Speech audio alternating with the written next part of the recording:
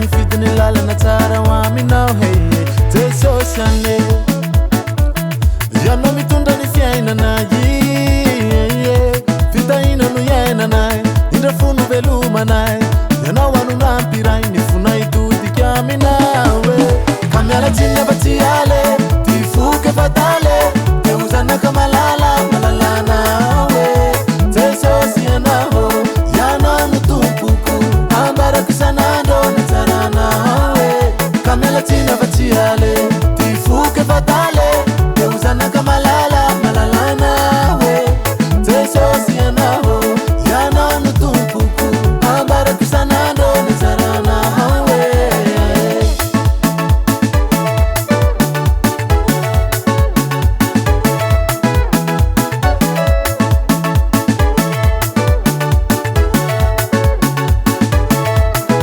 Jesosy anizy ianao alevelona mandrakiza namonjy ny fiainanay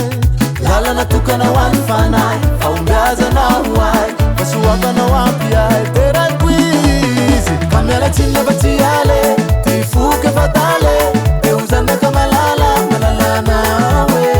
Jesosy ianao ianao no tompoko ambarako isanandro ny tsaranawe ka mialatsiny afa-tsy ale ty foky fatale de ho zanaka malala malalanawe Jesosy ianao ianao no tompoko ambarako isanandro ny tsaranawe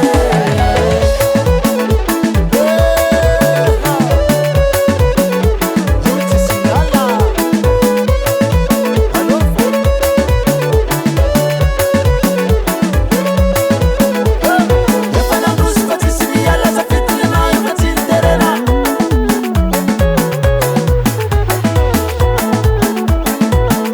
velomety za zegny